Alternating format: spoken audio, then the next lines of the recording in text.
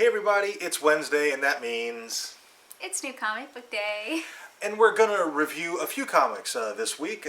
And this week we're going to review Groot #2, Years of Future Past #2, A-Force #2, and We Stand on Guard #1.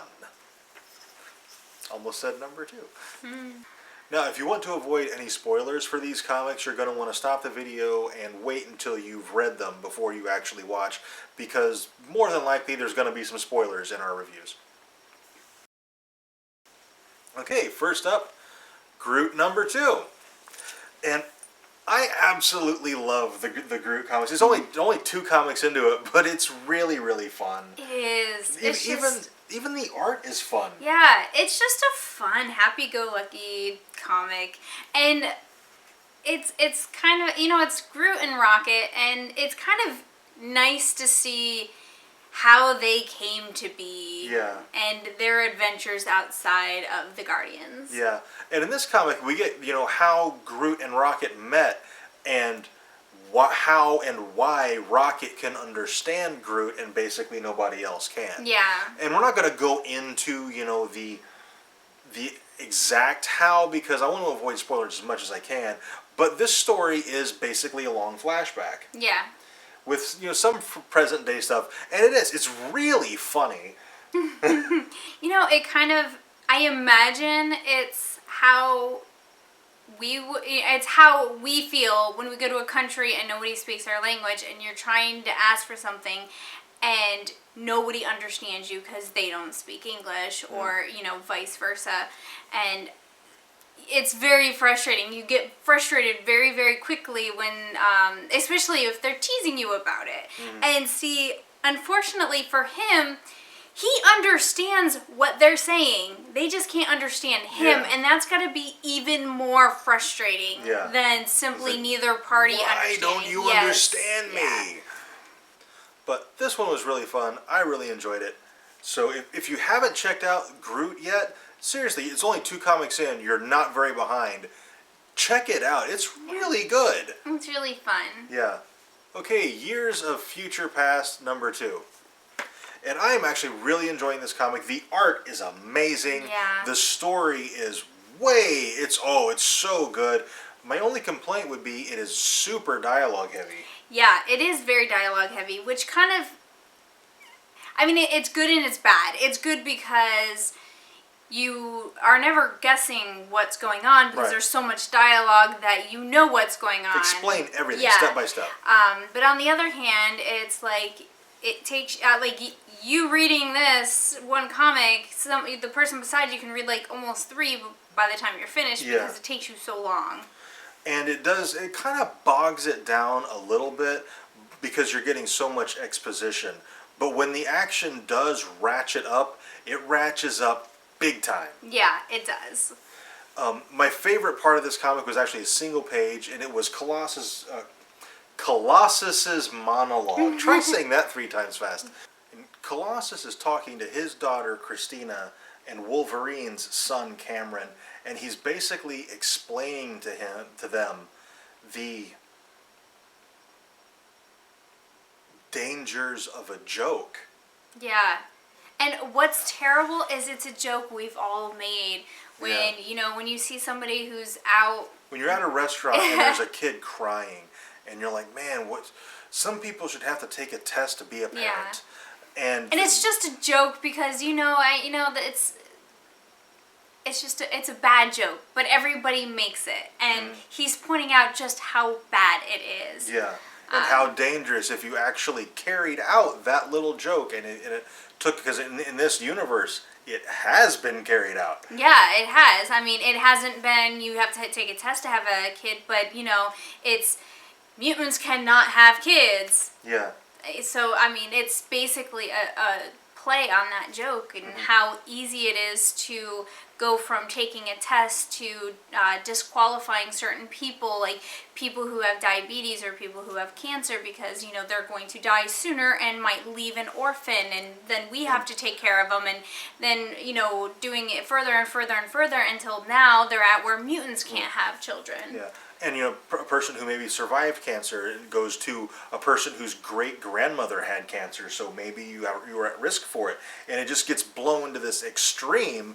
And he tells them all about it, and it's one page, it's a full page panel, and oh my gosh, it was the most powerful page in a comic that I've read in a long time. Yeah, it was really powerful. Years of Future Past, absolutely amazing. Pretty dialogue heavy, but it's totally worth it. It's going to take a while to read. It's like you could almost read a graphic novel in the amount of time it takes to read this one comic. Yeah. But it is absolutely worth it. It's so good. Yeah, it is really good. Next up is A-Force. And I love A-Force so much. This is the all-female Avengers team, basically, headed up by She-Hulk. Yes. And, of course, in the last issue, America was sent out to the wall, and Nico is still very upset, but Nico's made a new friend. Yes. And her friend, we don't get a name. She doesn't have any dialogue in this, not in this book at all. In fact, it mentions that she doesn't speak. Yeah. So she doesn't speak.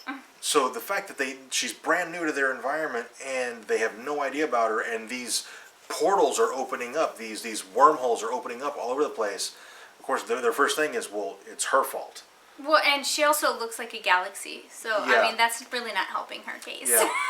if you literally look like a walking galaxy and then suddenly a wormhole opens up right next to you. People might suspect you, but they quickly realize that these portals are not being helpful to her. In fact, like the one that opens up while she's introduced to the A-Force tries to kill her. Yeah. So they're like, well, if she's doing this, it's not very smart. Yeah.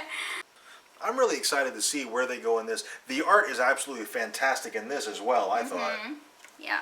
Other characters in this are Dazzler, who I know you really, really liked, and Captain Marvel. And so basically the featured... Oh, and Medusa. Medusa's in this too. And Loki. Medusa and Loki. Loki gets a little bit of panel time. Yeah. Medusa gets a lot of panel Yeah. time. But basically it's Nico, Galaxy Girl, and She-Hulk get the bulk of the story in this. And it's She-Hulk kind of, by the end of it, she hasn't necessarily, warmed up to Galaxy Girl, but she's decided that she's going to investigate. And so it looks like she's jumping through one of the portals. Yeah, it sure did. So, of course, traveling between worlds on Battleworld is against the law. So God Doom's not going to be very happy about it. Yeah. Because people are basically crossing the walls left and right now. Old Man Logan's done it. She-Hulk's about to do it. So, oh my gosh, all hell's getting ready to break loose on Battleworld, and I can't wait. Okay, the last one is We Stand on Guard. And this is amazing. Yes. Oh my gosh.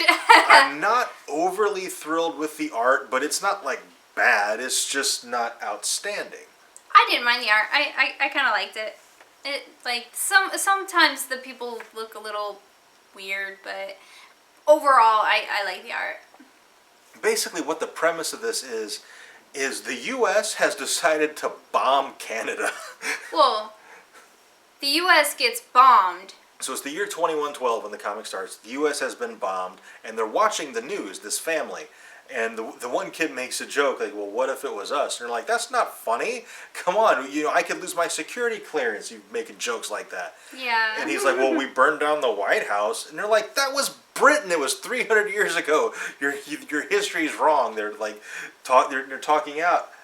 And then the U.S. bombs Canada, like right outside their window. Yeah. So the story picks up 22 years later, and I imagine that it's gonna follow the siblings, although right now we just have the sister, and she's on her own and having some difficulties with mechanical objects, trying to kill her. Basically, it's the army, the U.S. They have drones, but they're basically like Star Wars walkers walking through the woods, and she's on her own, but holding her own. Yeah. But she hooks up with a group of rebellion, a group of rebels called the 2-4. Yep. And this book reminds me a lot of the film Red Dawn. But there was like a line of dialogue that mentioned that this entire war was over water, and that's an Yeah. interesting thing, because you don't, we have, there's a lot of post-apocalyptic stories out there, and water is not one of the ones that people go to war over. Yeah. So that'll be really, really interesting. I'm really excited for this one. This is by Brian K. Vaughan. He's the guy who does Saga, which we absolutely Yes. love. And this one looks like it's going to be amazing. In fact, we went to the comic book shop today, and they were like, limit 5 per customer. Yeah, and we're like, holy cow, why do they have 5,000 copies of this comic? Well, now we know Yeah. it's because it's friggin' awesome. Yep. All right, so if you haven't checked out We Stand on Guard, you need to pick that one up because it is really good. Yeah. Okay, I think that's going to be it for these reviews. If you've read any of these comics and you have an opinion on them, or if we missed anything, or if we got something wrong, let us know in the comments. And don't forget to like and subscribe. And on Fridays, we do a topic of the week video, and we always need topics for those. So if you have any suggestions, put those down in the comments below. We will look through them all and choose one on Friday. Okay, thank you very much for watching. We'll see you next time.